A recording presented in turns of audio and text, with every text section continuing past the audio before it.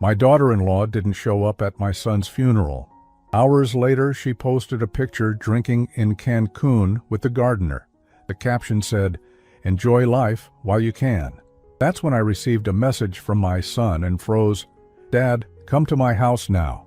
Subscribe to the channel for more stories like this and comment the city you're watching from.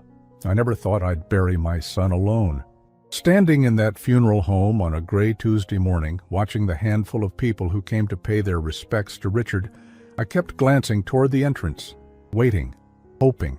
Maybe traffic was bad. Maybe her flight was delayed. Maybe there was some reasonable explanation for why Olivia, my daughter-in-law of 8 years, wasn't here to mourn her husband.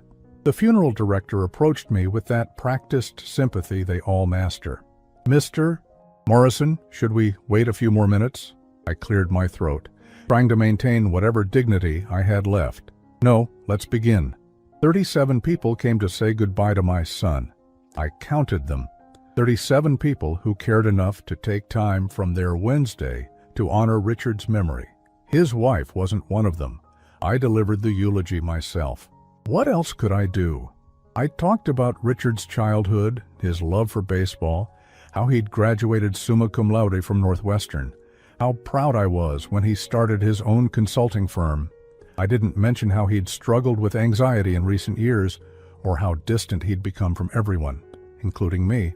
I didn't mention how his marriage seemed to be falling apart, though I'd pretended not to notice. As people filed past the casket, offering their condolences, I heard the whispers. "Where's Olivia? Isn't that his wife? How awful for her to miss this." The sympathy in their voices made my chest tighten. If only they knew. After the service, I drove to the cemetery alone. The hearse followed behind me, carrying my son's body. I should have been focusing on Richard, on saying goodbye, on grieving properly. Instead, my mind kept circling back to one question. Where the hell was she? Back at home that evening, I sat in my kitchen staring at my phone. I'd called Olivia 6 times. Each call went straight to voicemail. I'd sent text messages, no response. Richard's death had been sudden. A heart attack at 34, they said, stress-related. I'd called Olivia immediately after the hospital pronounced him dead, and she'd seemed appropriately shocked, appropriately devastated. She'd cried on the phone, asked about arrangements, promised to fly back from her sister's house in Phoenix, where she'd been visiting. That was 4 days ago. I opened my laptop and did something I'd never done before. I checked social media. Richard had always been private about his personal life, and I'd never been one for Facebook or Instagram. But grief makes you do strange things. I found Olivia's Instagram account easily enough. Her profile picture was still her and Richard from their anniversary dinner last year, both smiling, his arm around her shoulders. She looked radiant in that photo. Blonde hair perfectly styled, green eyes bright with happiness, or what I thought was happiness. I scrolled down through her recent posts, my heart pounding for reasons I couldn't yet name. Photos from Phoenix, dinners with her sister, shopping trips, all posted after Richard's death, all showing a woman who looked anything but grief-stricken. Then I found it. Posted 3 hours ago while I was delivering my son's eulogy was a photo that made my blood turn to ice. Olivia, in a bright red bikini, cocktail in hand, standing on a beach with crystal blue water behind her. She was laughing, her head thrown back, completely carefree.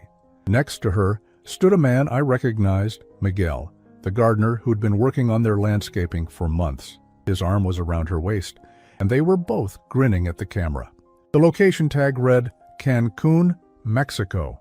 The caption made my hands shake. Life's too short not to live it. Cheers to new beginnings. I stared at that photo for 20 minutes, reading and rereading those words. While I stood over my son's grave, throwing dirt on his coffin, his wife was toasting new beginnings in Mexico with another man.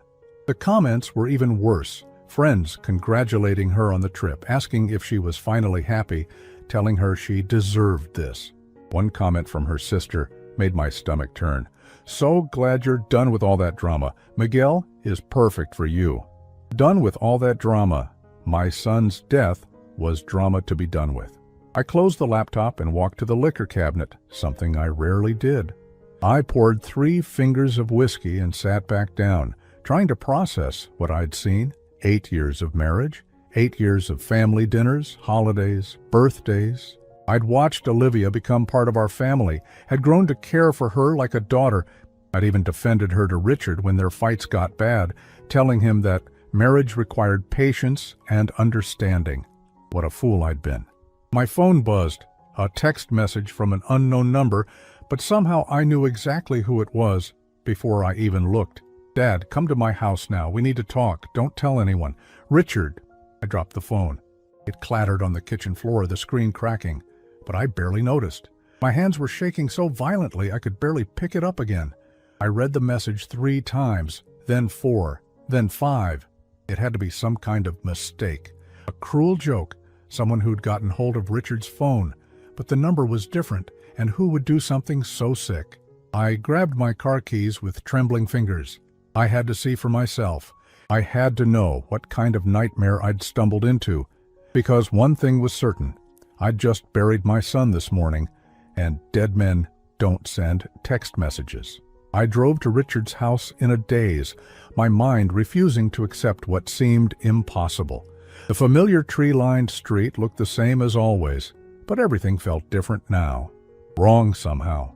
I'd been here just 2 days ago, helping Olivia pack some of Richard's things before her supposed trip to Phoenix. She'd been crying then, or at least I thought she had been. Richard's house sat dark against the October sky. A single light glowed from the kitchen window in the back. My hand shook as I used my spare key to open the front door. "Richard?" My voice cracked as I called out. Silence answered me. I walked through the living room, past the couch where I'd comforted Olivia 4 days ago when the hospital called. Past the family photos on the mantel, Richard's college graduation, their wedding day, Christmas mornings. Everything looked exactly the same, yet nothing made sense anymore. The kitchen light drew me forward. As I rounded the corner, I froze. My son sat at his own kitchen table, very much alive, a cup of coffee growing cold in front of him. He looked up when I entered, his face pale and drawn, dark circles under his eyes that I'd never noticed before. He'd lost weight, a lot of weight. His clothes hung loose on his frame. "Dad." His voice was barely above a whisper. "I'm sorry." I couldn't move, couldn't speak. My brain struggled to process what my eyes were seeing. This was my son, alive and breathing, sitting in his kitchen 3 hours after I'd watched his coffin lowered into the ground. "You're supposed to be dead." The words came out strangled, barely human. Richard's face crumpled. I know how this looks, how insane this must be for you. Please, sit down. Let me explain." I remained standing, my legs locked in place. "I buried you today, Richard. I threw dirt on your coffin. I gave your eulogy. What kind of sick game is this?" "It's not a game." He stood up slowly, his movements careful, deliberate. "Dad, I'm in serious trouble. The kind of trouble that could destroy not just me, but you too. Everything we've worked for, everything our family has built." "What are you talking about?" Richard ran his hands through his hair, a gesture I'd seen him make thousands of times since childhood when he was nervous or scared. 6 months ago, I made a mistake at work, a huge mistake. I was handling the Meridian Industries account. You remember? The pharmaceutical company? They were our biggest client, worth $2.5 million annually. I nodded numbly. He'd talked about that account constantly, how it was going to set his firm up for years. I discovered they were falsifying their clinical trial data, hiding serious side effects from a new arthritis medication. People were getting sick, Dad. Really sick. Some were dying. His voice broke. I should have reported it immediately. But Meridian's CEO, James Crawford, he offered me $500,000 to keep quiet. "Just look the other way," he said. "Let the FDA approval process continue." My stomach dropped. "Please tell me you didn't take it." Richard's silence was answer enough. "Jesus, Richard, what were you thinking?"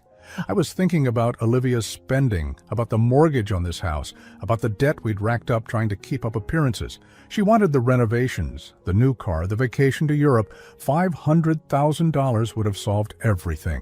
He looked up at me, tears in his eyes. "But I couldn't do it, Dad. I couldn't let people die for money." "So what happened?" "I went to the FBI. turned over all the evidence, became a whistleblower. Crawford was arrested last month, and the medication was pulled from the market. But before they got him, he made sure I'd pay for betraying him. Richard walked to the kitchen window, staring out into the darkness. Crawford has connections, Dad. Bad connections. The kind of people who don't forgive and don't forget. 3 weeks ago, I started getting threats. Phone calls telling me that I'd destroyed too many careers, cost too many people, too much money. They wanted me to disappear permanently. I sank into a chair, my legs finally giving out. So you faked your death. Dr. Peterson helped me. He's an old friend from college, works at the hospital now. We staged the heart attack, falsified the death certificate. Peterson said I had, maybe hours before Crawford's people found me. This was the only way. The pieces were starting to come together, but one huge question remained. What about Olivia? She was devastated when I called her. She cried on the phone. Richard's expression hardened. Olivia knew everything, Dad, about the Meridian account, about the money I turned down, about the threats. She knew I was planning to fake my death. He paused, his voice dropping to barely audible. She was supposed to play the grieving widow for 6 months, then quietly move away and meet me in Canada. We'd start over together. But she's in Cancun. With Miguel? Richard's laugh was bitter and broken. Yeah, I saw the Instagram post too. She was supposed to wait, Dad. We had a plan. But apparently she had a better one. I thought about the photo, about Olivia's radiant smile, about the comments from her friends. She was never planning to meet you in Canada, was she? No. I figured that out when I saw my life insurance policy had been cashed in. $750,000 paid out to my loving widow just yesterday. Richard turned back to face me. She played her part perfectly, didn't she? The shocked wife, the grieving widow, too distraught to even attend the funeral. She probably figured being mysteriously absent would make her seem even more tragic. The full scope of the betrayal hit me like a physical blow. She let me bury an empty coffin. She let me grieve for you while she was planning her vacation with her lover. I'm sorry, Dad. I never meant for you to get hurt like this. I thought if I could just disappear, start over somewhere else, maybe everyone would be safer. But I couldn't let her get away with this. She not only betrayed me, she betrayed you too. Made you suffer while she counted her money. I looked at my son, thinner, haunted, but alive, and felt something shift inside me. The grief I'd carried for 4 days began transforming into something else entirely, something harder and colder. What do we do now? I asked. Richard met my eyes, and for the first time since I'd walked into his kitchen, I saw a spark of the determination that had made him successful in business. Now we make sure she doesn't get to enjoy that money, and we make sure she pays for what she put you through. How? A slow smile spread across Richard's face, and I realized my son had inherited more of my calculating nature than I'd ever known. Well, Dad, legally speaking, I'm still dead. Which means Olivia is about to discover that being married to a dead man has some very serious complications. Richard moved to the kitchen counter and pulled out a laptop I'd never seen before. His movements were careful, methodical, like a man who'd been planning something for a long time. There's more you need to know, Dad. Things I discovered after I was supposed to be dead. He opened the laptop and turned the screen toward me. Olivia wasn't just planning to abandon me in Canada. She was planning to destroy me long before that. The screen showed email exchanges, bank records, text message screenshots. My eyes struggled to focus on the details, but Richard walked me through each piece of evidence with the precision of the business consultant he'd trained to be. 3 months ago, I started noticing money missing from our joint accounts. Small amounts at first, $200 here, $300 there. When I confronted Olivia about it, she said she was buying surprise gifts for our anniversary. He clicked to another screen. She was buying gifts, all right, just not for me. Photos of expensive jewelry, designer handbags, and luxury hotel receipts filled the screen. All purchased during times when Olivia claimed to be visiting her sister in Phoenix or shopping with friends in Chicago. Miguel wasn't just our gardener, Dad. They've been having an affair for 8 months. These hotel receipts show they were meeting twice a week, sometimes 3 times. Always on my credit card, my hands clenched into fists. She was spending your money to cheat on you. It gets worse. Richard's voice was steady, but I could see the pain behind his eyes. When the FBI investigation started, and I told Olivia I might have to enter witness protection, she didn't just agree to come with me, she encouraged it. Said it would be an adventure, a chance to start fresh. But look at this. He opened a new folder filled with more screenshots, text messages between Olivia and someone named Marcus Financial Services. He was already talking to a private investigator, Dad. Not to help protect me from Crawford's people, but to gather evidence that I was mentally unstable. Look at these messages. I leaned closer to read.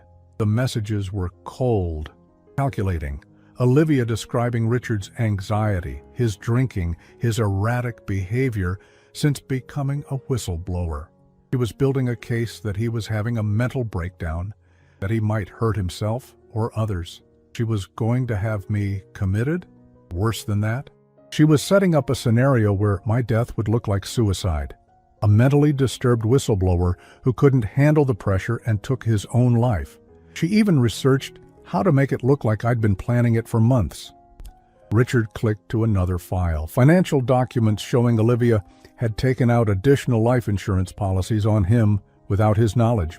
Policies worth over $1 million total, all with suicide clauses that would still pay out if he waited 2 years after the policy date. She's been planning this for 2 years, Dad. Long before the Meridian situation, she married me, convinced me to take out massive life insurance, and then waited for the perfect opportunity to cash in. The room seemed to spin around me. This wasn't just betrayal or even greed. This was something much more sinister. She was planning to murder you, or drive me to suicide, which would be cleaner legally. The private investigator was documenting everything to support her story. Stressed businessman, money problems, legal troubles, history of depression. It would have been an open and shut case. I stood up abruptly, pacing to the window. Outside, the neighborhood looked peaceful, normal. Inside this kitchen, I was learning that my daughter-in-law was essentially a predator who'd spent years planning to kill my son for money. But then you faked your death first. Dr. Peterson's plan gave me an unexpected advantage. Olivia thought she'd won. She got her insurance money without having to commit actual murder. She could play the tragic widow, collect her payoff, and start her new life with Miguel without any blood on her hands. Richard pulled up another screen showing bank activity.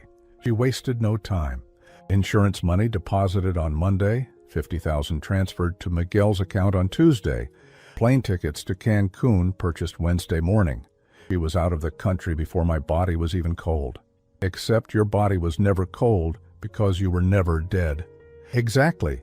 And here's where it gets interesting. Richard's expression shifted, becoming more calculating. Olivia doesn't know that I'm alive, but she also doesn't know that I found all this evidence before I died. He thinks she covered her tracks perfectly. He opened a new folder labeled Insurance Fraud Evidence. The contents made my breath catch. Richard had documented everything. The forged applications, the unauthorized policies, the payments to the private investigator, the affair with Miguel, even communications showing Olivia had researched methods of murder that would look like accidents. She committed multiple felonies, Dad.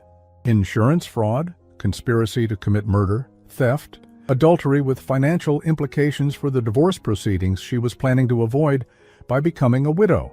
Richard closed the laptop. The question is, what do we do with all this information? I sat back down, my mind racing. We could go to the police, have her arrested for fraud.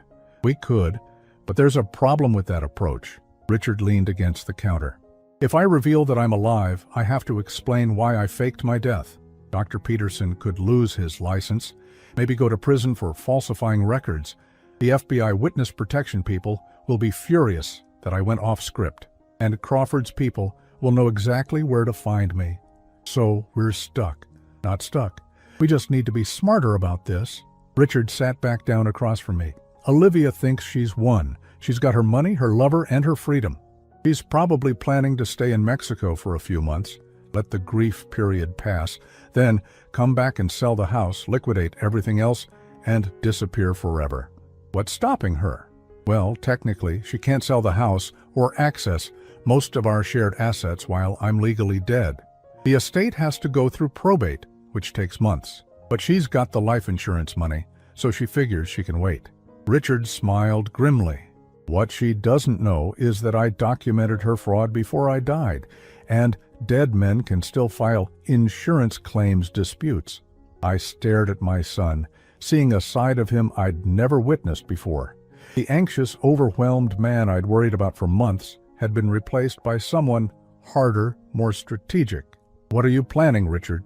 I'm planning to let Olivia enjoy her vacation for exactly 2 more weeks. Let her get comfortable, spend some money, make some plans. And then I'm going to systematically destroy every lie she's built. He opened the laptop again. I've already filed disputes with all 3 insurance companies claiming fraud. The investigations will freeze her accounts within days of being initiated. Can you do that while you're dead? I set up the disputes before I died, with instructions to my lawyer to file them if certain conditions were met. As far as the insurance companies know, Richard Morrison suspected his wife was planning to kill him and took precautions. He pulled up legal documents. I also changed my will the day before I died, leaving everything to you and cutting Olivia out completely due to suspected infidelity and financial impropriety. The scope of Richard's planning was staggering. You've thought of everything. Not everything. I didn't think she'd be stupid enough to post photos of herself partying in Mexico 3 days after my funeral. That was a gift I couldn't have planned for. Richard's smile was cold.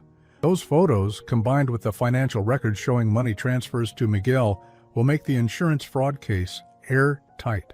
What about Miguel? He's complicit in this. Miguel's the least of our problems. He's just a guy who thought he was dating a rich widow. When Olivia's money disappears and the fraud charges hit, he'll disappear too. Men like Miguel don't stick around for poor women with legal problems. I looked at my son with a mixture of pride and concern. This is a dangerous game, Richard. What if Olivia figures out you're alive? Then we accelerate the timeline. But I don't think she will. She's too busy celebrating her victory to question it. He closed the laptop again. Besides, Dad, she's already made her biggest mistake. Which is?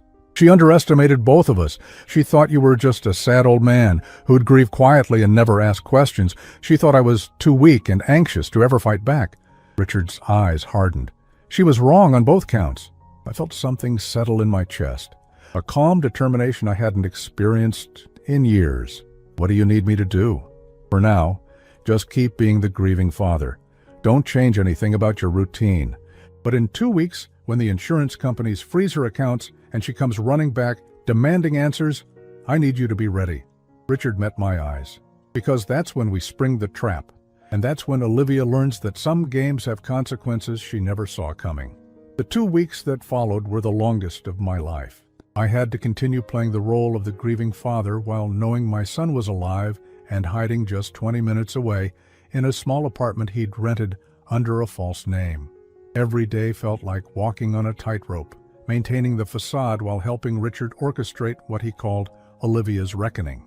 I visited Richard's grave twice a week, just as a bereaved father would. I brought flowers, stood there for appropriate amounts of time, and even talked to the headstone when other visitors were nearby. It felt obscene, performing grief over an empty coffin, but it was necessary. Several neighbors and family friends approached me during these visits, offering condolences and asking about Olivia's well-being. Such a tragedy, Mrs. Henderson from down the street said during one visit. Poor Olivia, losing Richard so young. Is she holding up all right? I haven't seen her around. She's taking some time away, I replied, the lie sliding out easier than I expected. Staying with family. The grief has been overwhelming for her. What I didn't tell Mrs. Henderson was that I've been monitoring Olivia's social media obsessively. The Cancun photos continued, beachside dinners, sunset cocktails, spa treatments, shopping sprees. Miguel featured in most of them, sometimes with his arm around her, sometimes kissing her cheek. The comments from her friends had evolved from sympathy for her loss to celebration of her healing journey. Her sister posted, "So proud of you for choosing happiness. Richard would want you to live your best life." That comment made me want to throw my phone across the room. Richard had been busy during those 2 weeks. From his temporary apartment, he'd been feeding information to insurance investigators, providing them with time-stamped evidence of Olivia's affair, her suspicious financial activities, and most damning, her social media posts showing her celebrating in Mexico days after her husband's funeral. The investigators are calling it one of the most clear-cut cases of insurance fraud they've ever seen, Richard told me during one of our secret meetings at a diner outside town. He looked healthier now, having gained back some weight and lost the haunted expression he'd worn that first night. 3 insurance companies, $1.7 million in fraudulent claims, and she's literally posting evidence of her crimes online. When do they act? Today, actually. The accounts should be frozen by this afternoon. Olivia's going to wake up tomorrow morning unable to access any of her money. Richard stirred his coffee slowly. I estimate she's already spent close to $80,000 in Cancun. When she can't pay for her hotel room, reality is going to hit pretty hard. What if she just stays in Mexico, disappears? She can't. Miguel doesn't have that kind of money, and without access to the insurance funds, she's essentially broke. Her credit cards are tied to accounts that are about to be frozen. She'll have to come back and face the consequences. Richard was right. On Thursday afternoon, my phone started buzzing with calls from a number I recognized, Olivia's cell phone. I let them all go to voicemail. By evening, I had 12 increasingly frantic messages. The first few were confused. Timothy, something's wrong with my bank accounts. Can you call me, please? By the 7th message, panic had crept in. Timothy, I'm stuck in Mexico. The hotel is saying my cards aren't working. I need you to wire me some money until I can figure this out. The final messages were desperate. Please, Timothy, I know you're getting these. I'm scared. Something's happening and I don't understand. They're saying I can't leave the country until I settle my bills. Please help me. I played each message for Richard the next morning. He listened with an expression I couldn't quite read. Not satisfaction exactly, but a grim sense of justice being served. She's really panicking, I observed. Good, she should be. Richard closed his laptop where he'd been monitoring news feeds about insurance fraud investigations. The FBI contacted me yesterday, contacted my lawyer claiming to represent my estate. They want to interview the surviving family members about possible financial irregularities involving the deceased's wife. They want to interview me and Olivia once she's back in the country, which, according to the Mexican authorities, should be very soon. They're not going to hold her indefinitely, but they are requiring her to settle her debts before leaving. How is she going to do that without access to her accounts? Richard's smile was cold. That's where Miguel comes in. Turns out he's been bragging to his friends about his rich American girlfriend, posted photos of the expensive gifts she's been buying him, the luxury hotels they've been staying at. When the money dried up yesterday, so did his enthusiasm for their relationship. He left her, took the first flight back to Chicago this morning. Olivia is alone in a foreign country with no money, no friends, and a growing list of legal problems. Richard leaned back in his chair. I almost feel sorry for her. Almost. I didn't feel sorry for her at all. Every time I remembered standing over that empty grave, throwing dirt onto a coffin that contained nothing but weighted pillows, my sympathy evaporated. When does she get back? Her flight lands tomorrow evening. She managed to contact her sister, who wired her enough money for a plane ticket. But she's coming back to a very different world than the one she left. Are you ready for this? Richard nodded slowly. I've been ready since I saw those Instagram posts of her laughing on the beach while you buried an empty coffin. His voice hardened. She humiliated you, Dad. She made you grieve alone while she celebrated with her lover using money she stole from our family. That's not something I can forgive. And you're sure this will work? The insurance fraud case is airtight. She'll either take a plea deal or go to trial, but either way she's looking at serious prison time. The money she stole will have to be returned, plus penalties and interest. Her reputation is destroyed, and she'll be lucky if she doesn't end up owing more than she's worth after legal fees. Richard paused, looking out the diner window at the ordinary suburban street outside. But the legal consequences are just the beginning, Dad. The real justice comes when she realizes that everyone knows what she did. Her friends, her family, our neighbors, they're all going to learn that she's not a tragic widow who lost her husband too young. She's a con artist who tried to cash in on that husband's death while betraying him with another man. She'll try to contact me when she gets back. Let her.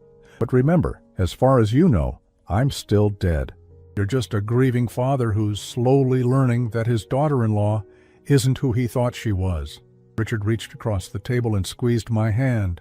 I'm sorry you have to keep pretending to grieve for me, Dad. I know how hard this has been on you. I squeezed back. Having you alive and safe is worth any amount of pretending. This will all be over soon. Once Olivia is arrested and charged, once the truth comes out publicly, I can start the process of legally returning from the dead. It'll be complicated, but Dr. Peterson has connections who can help smooth things over with the authorities. And then what? You can't go back to your old life. No, I can't. Richard Morrison will have to stay dead, at least officially. But Timothy Morrison's son can start fresh somewhere new, with a new identity, and a chance to build something better. Richard's expression softened, maybe even with his father if that father wants to leave this place behind and start over too. I thought about my empty house, my quiet retirement, the loneliness that had been my constant companion since Richard's supposed death. The idea of starting fresh, of having my son back in my life, was more appealing than I cared to admit. We'll see, I said. First, let's make sure Olivia gets exactly what she deserves. Richard smiled, and for the first time in weeks, it was a real smile, not the calculating expression he'd worn while planning his revenge. Oh, she will, Dad. She definitely will. Tomorrow night, when she walks into that house, expecting to resume her life as a grieving widow, she's going to discover that some lies have consequences she never imagined. Olivia's plane landed at 8:30 on a cold Friday evening. I knew because I'd been tracking her flight obsessively, the same way I'd been monitoring everything about her for the past 2 weeks. Richard and I had spent the afternoon making final preparations for what he called the confrontation. I was sitting in my living room, pretending to watch television, when my phone rang at 9:45. Olivia's number flashed on the screen. I let it ring 4 times before answering, just long enough to sound like a man who'd been lost in his grief. Timothy? Her voice was strained, exhausted. Thank God you answered.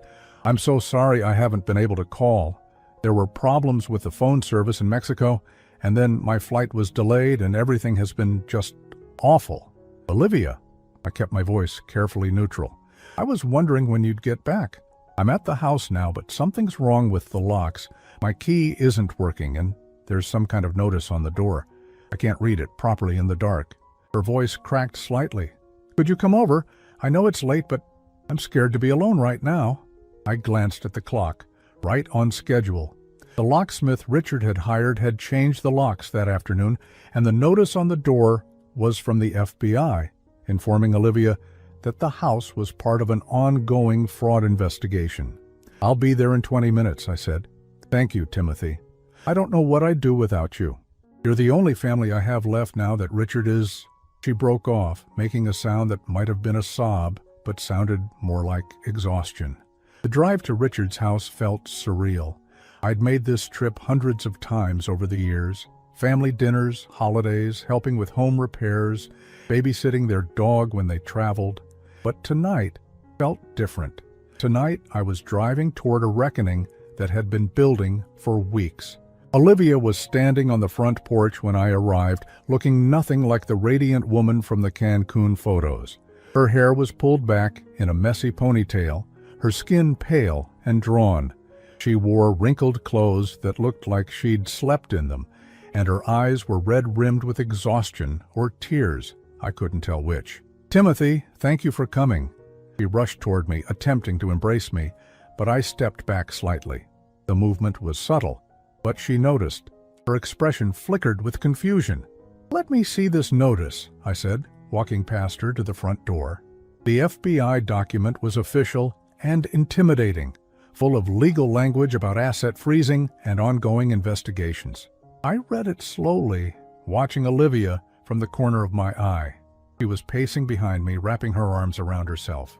I don't understand any of this, she said. Why would the FBI be involved with Richard's death?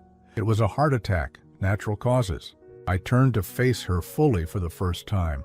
In the porch light, she looked even worse than I'd initially thought. There were dark circles under her eyes and her hands were shaking slightly. "Olivia, where exactly have you been for the past 2 weeks? I told you I was in Phoenix with my sister, dealing with the grief, trying to process everything." The lie came out smoothly, practiced, and then I took a few days in Mexico. The doctor said travel might help with the depression. Mexico. I repeated the word flatly. Just for a few days. Sarah thought a change of scenery might help me cope with losing Richard. Her voice grew stronger, more confident, as she settled into her story. "I know it might seem insensitive, but I was falling apart, Timothy. I needed to get away from all the memories here." I nodded slowly, as if accepting her explanation. "I can understand that. Grief affects people differently." Relief washed over her face. "Exactly. Thank you for understanding. I knew you would." She gestured toward the house. "But I still don't understand why the FBI would be involved, or why my locks don't work. Maybe we should call someone, get some answers." I pulled out my phone. "I have the number for Richard's lawyer. He might know what's going on." "Yes, please call him. This has to be some kind of mistake." I dialed the number Richard had given me. His lawyer, David Chen, had been briefed on our plan and was expecting the call. He answered on the second ring. "David, this is Timothy Morrison. I'm here at Richard's house with Olivia, and there's an FBI notice on the door about some kind of investigation." I paused, letting him speak. I see. When did this happen?" Olivia moved closer, trying to hear the other side of the conversation. I turned slightly away from her. "Insurance fraud?" I said, loud enough for her to hear clearly. "What do you mean, insurance fraud?" The color drained from Olivia's face. She grabbed my arm. "What's he saying?" I held up a finger, continuing to listen to David's explanation. "Multiple policies, unauthorized applications." I looked directly at Olivia. "David, Olivia is right here. She says she doesn't know anything about this." "Timothy, what is he talking about?" Olivia's voice was rising, panic creeping in. "He says the FBI has evidence that someone forged Richard's signature on several life insurance applications. Large policies that Richard supposedly took out without telling anyone." I watched her face carefully. "They think it might be connected to his death." "That's impossible. Richard died of a heart attack. The doctors confirmed it." I continued talking to David. "Financial irregularities? What kind of irregularities?" Another pause. "Account transfers to unauthorized recipients, suspicious spending patterns." Olivia's hands were shaking visibly now. "Timothy, tell him this is all a mistake. I don't know anything about insurance policies or financial irregularities." "David wants to know if you can account for your whereabouts over the past 2 weeks," I said to her. "The FBI apparently has questions about some large cash transactions that happened right after Richard's death." I was grieving. I was with my sister. But her voice lacked conviction now. "He says they also have questions about social media posts, photos posted from, where did he say, Cancun?" I let the word hang in the air between us. Olivia's face went completely white. She took a step backward. "How do they know about Cancun?" The admission slipped out before she could stop it. I ended the fake call with David and put my phone away. "So you were in Cancun, not Phoenix, with your sister." I can explain that. After Phoenix, I needed more time to heal. Sarah suggested Mexico might be therapeutic, but she was floundering now, her story falling apart. Therapeutic. I repeated the word the same way I'd said Mexico earlier. "Was Miguel therapeutic too?" Her mouth opened and closed like a fish gasping for air. "How do you know about Miguel?" "The FBI showed me photos, Olivia. Photos of you in Cancun with another man. Photos posted on social media while I was standing over my son's grave, throwing dirt on his coffin." My voice was getting harder, colder. "Photos of you celebrating with your lover using money from Richard's life insurance." Tears started flowing down her cheeks, but they looked more like panic than genuine remorse. "Timothy, you don't understand.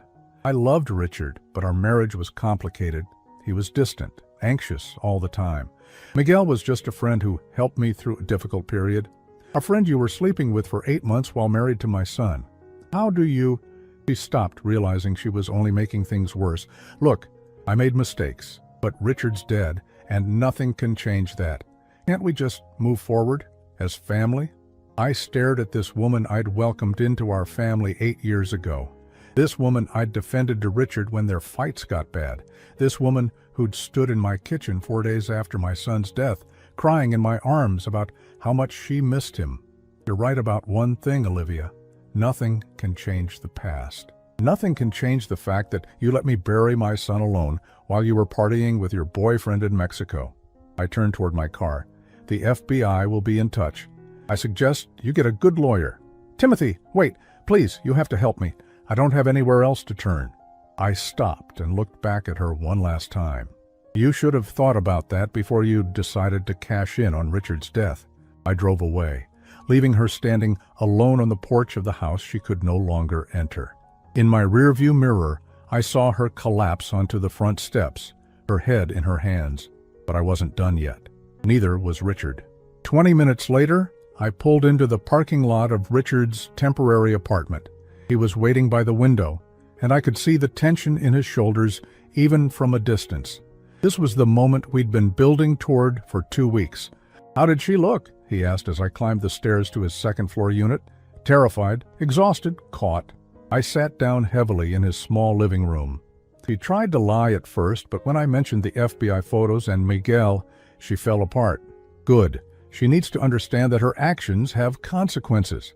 Richard was pacing now, nervous energy radiating from him. Tomorrow morning, she'll wake up to find FBI agents at whatever motel she's staying in.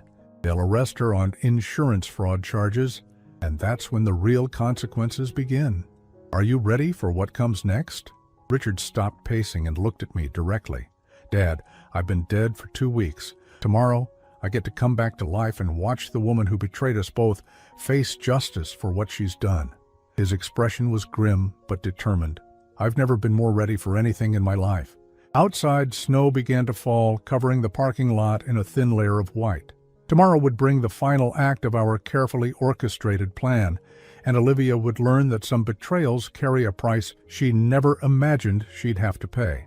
The FBI arrested Olivia at 6:30 on Saturday morning at the Budget Inn, where she'd spent the night. I wasn't there to witness it, but Richard had a contact in the bureau who called him with updates. She'd tried to run when they knocked on her door, he said, but there was nowhere to go in a motel room with one exit. Richard and I met at the same diner where we'd been planning this moment for 2 weeks. He looked different this morning, lighter somehow, as if a weight had been lifted from his shoulders. She's been charged with insurance fraud, conspiracy to commit fraud, and money laundering, he told me over coffee that had grown cold while we waited for news. Bail was set at $500,000. Can she make bail? With what money? Her accounts are frozen, her credit cards are maxed out from the Cancun trip, and Miguel disappeared the moment her funds dried up. Her sister might try to help, but Sarah doesn't have that kind of cash lying around. I thought about Olivia sitting in a jail cell, probably still wearing the wrinkled clothes she'd traveled in. 2 weeks ago, I might have felt sorry for her. Now I felt nothing but a cold satisfaction that justice was finally being served. When do you come back from the dead? Richard smiled, the first genuine smile I'd seen from him since this whole nightmare began. This afternoon, Dr. Peterson has everything arranged with the hospital administration and the police. The official story is that there was a mix-up with patient identification, that Richard Morrison was in a coma rather than dead, and that he's made a miraculous recovery. Where will anyone believe that? It doesn't matter if they believe it. What matters is that it's legally documented and medically supported.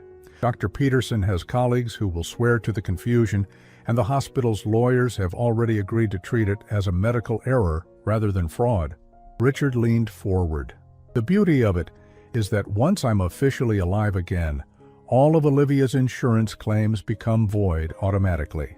She'll owe back every penny she collected, plus interest and penalties. She'll go to prison. For a long time.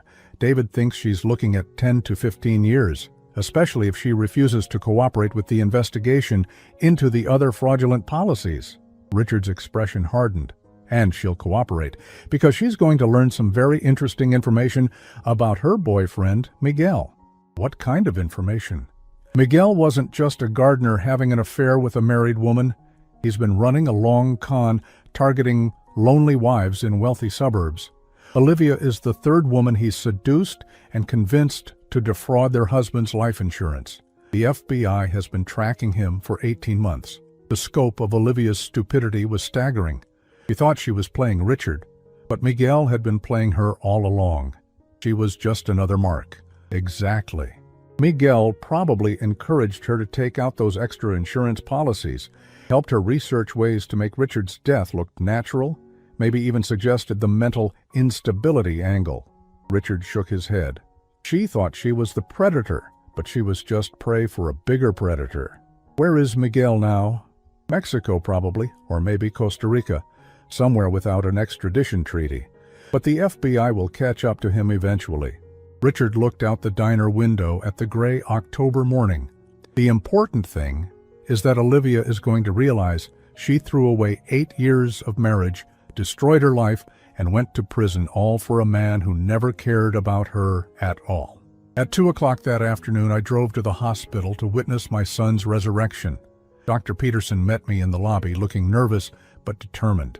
He was risking his career to help Richard, but he'd explained that he couldn't stand by and watch a good man be destroyed by a predatory wife. "Are you ready for this, Timothy?" he asked as we walked toward the elevator. "I've been ready for weeks." Richard's hospital room was on the 4th floor, the same floor where he'd supposedly died 2 weeks earlier. When I walked in, he was sitting up in bed dressed in a hospital gown, looking appropriately weak and confused for someone who'd just emerged from a coma. "Dad?" His voice was hoarse, uncertain. What happened? I remember chest pains and then nothing. The performance was flawless. Even knowing it was an act, I felt a surge of relief at hearing my son's voice again. "You've been in a coma, son. We thought we'd lost you." Dr. Peterson entered with a clipboard and a concerned expression. "Mr. Morrison, I need to explain what happened. There was a significant medical error involving patient identification. Your son was never actually deceased. He was in a catatonic state that mimicked death, but our monitoring equipment malfunctioned, and several staff members made critical errors in diagnosis. But we had a funeral," I said, playing my part. "I know, and I cannot apologize enough for the trauma this has caused your family. The hospital will cover all costs associated with the error, and we're conducting a full investigation into how this happened." Richard squeezed my hand weakly. "Dad, I'm so sorry. I can't imagine what you've been through. What matters is that you're alive." I looked at Dr. Peterson. "When can he go home?" "A few more days of observation, just to make sure there are no lingering effects from the coma." Dr. Peterson made notes on his clipboard. "I'll also need to contact your son's wife. She should know about his recovery immediately." "About that," I said carefully. "Olivia was arrested this morning, insurance fraud." Richard's eyes widened in genuine surprise, or a perfect imitation of it. "Arrested? What are you talking about?" "While you were in your coma, she filed multiple life insurance claims. Apparently, she'd taken out several policies without your knowledge and was trying to collect on them." I watched Richard's face carefully. "The FBI says she was working with someone else, a man named Miguel." "Miguel? Our gardener?" Richard's confusion looked absolutely authentic. "Dad, I don't understand any of this." Dr. Peterson cleared his throat. "Perhaps we should let Mr. Morrison rest. This is obviously a lot to process after a traumatic medical event." "No, I need to understand what's happening." Richard tried to sit up straighter. "Olivia tried to collect life insurance money while I was in a coma? She thought you were dead, son. We all did, because of the hospital's error. But apparently, she'd been planning this for a long time." I pulled out my phone and showed him screenshots of Olivia's social media posts from Cancun. "While I was planning your funeral, she was in Mexico with Miguel, celebrating what she thought was her newfound freedom." Richard stared at the photos, his face cycling through shock, hurt, and anger. "She was cheating on me for 8 months, according to the FBI, and she was trying to steal money by pretending I was dead." "She wasn't pretending, Richard. As far as she knew, you really were dead. She just didn't seem very broken up about it." I put the phone away. "The FBI has evidence that she was planning this long before your medical emergency. She may have even been hoping something would happen to you." Richard leaned back against his pillows, looking devastated. 8 years of marriage, Dad. 8 years, and she was planning to cash in on my death. I'm sorry, son. I know this isn't what you want to hear while you're recovering. No, I need to know the truth. Richard's voice grew stronger, more resolved. What happens to her now? Prison, most likely. The fraud charges alone could get her 10 years, and if they prove she was conspiring with Miguel to target other men, it could be much longer. Dr. Peterson checked his watch. I should let you both have some privacy. Mr. Morrison, I'll be back to check on you this evening. After the doctor left, Richard and I sat in comfortable silence for several minutes. The performance was over, at least for now. My son was officially alive again, and Olivia was facing the consequences of her betrayal. How do you feel? I asked. Free, he said simply. For the first time in months, maybe years, I feel completely free. He looked out the hospital window at the city beyond. I know I can't go back to my old life exactly as it was. Too many people know about the medical error, and there will always be questions, but I can start over. What about the Meridian situation? Crawford's people? Crawford died in prison last week, heart attack, and his organization fell apart once the FBI arrested the key players. I should be safe now, especially with a new identity and a fresh start. New identity? Richard smiled. Well, I can't very well go back to being the Richard Morrison who supposedly died and then came back to life. But Timothy Morrison's son Robert could start a new consulting business in a different state, maybe somewhere warmer than Chicago. The idea appealed to me more than I wanted to admit. Robert Morrison. I like the sound of that. What about you, Dad? Are you ready for a new chapter too? I thought about my empty house, my quiet retirement, the loneliness that had been my constant companion. Then I thought about the past 2 weeks, working alongside my son to bring justice to someone who'd wronged our family. It had given me a sense of purpose I hadn't felt in years. Robert Morrison is going to need a business partner, I said. Someone with experience and wisdom to help guide a new consulting firm. Richard's smile was radiant. I was hoping you'd say that. 3 months later, Robert Morrison Consulting opened its doors in Charlotte, North Carolina. The business cards listed Robert Morrison as CEO and Timothy Morrison as senior partner. We specialized in helping companies navigate ethical challenges and fraud prevention, expertise we'd gained through hard experience. Olivia was sentenced to 12 years in federal prison after pleading guilty to insurance fraud, conspiracy, and money laundering. Miguel was eventually captured in Guatemala and extradited to face charges for running a criminal enterprise that had defrauded at least 6 families. The insurance companies recovered most of the money Olivia had stolen, though she'd managed to spend nearly $100,000 during her brief taste of freedom.